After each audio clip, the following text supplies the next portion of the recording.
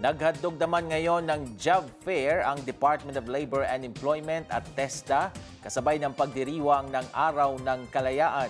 Handog ito ng nasabing mga ahensya ng pamahalaan para sa mga kababayan nating naghahanap ng trabaho.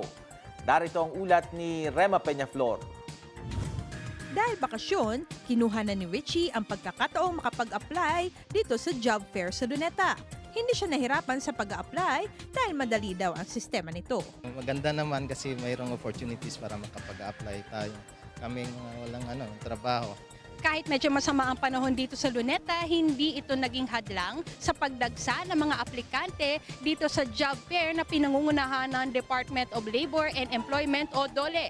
Tinatayang mahigit 36,000 job vacancies ang inaalok sa job fair na ito. Itong job fair, economical ito. Dahil kung mapupuna mo, ang dami ng employers dyan, table hopping lang sila. Whereas kung mag-o-office to office sila, mas costly, mas tedious, mas mahihirapan sila. Ito ay public-private partnership na talagang sinusuportahan mga sponsors natin para makatulong nga mag-facilitate ng employment ng mga job seekers natin. Tinatayang 21 overseas agencies, 85 mga lokal na employer at 4 na pampublikong ahensya ang nag-alok ng trabaho sa Kalayaan Job Fair. Inaasahang mataas ang makukuha na on-the-spot hiring sa job fair na ito, lalo na't 20% ang nakuha sa on-the-spot hiring nung nakaraang taon.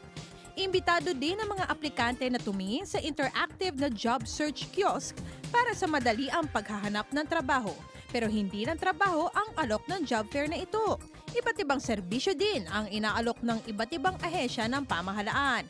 Tulad na lang ng TESDA o ng Technical Education and Skills Development Authority. Libreng pagupit at pagpapamasahe ang kanilang alok sa mga aplikante. Na ipapakita rin dito ang kahusayan ng isang TESDA scholar. Parang isang one-stop shop tong sinasabi nating jobs fair na to. So there are services provided by different agencies. Minabuti namin na magbigay dito ng free services para sa mga aplikante ba. Nagbukas ang naturang job fair ngayong Araw ng Kalayaan mula alas 8 ng umaga hanggang alas 5 ng hapon. Ito po ang inyong kaibigan, Rema Peñaflor, para sa Newsite.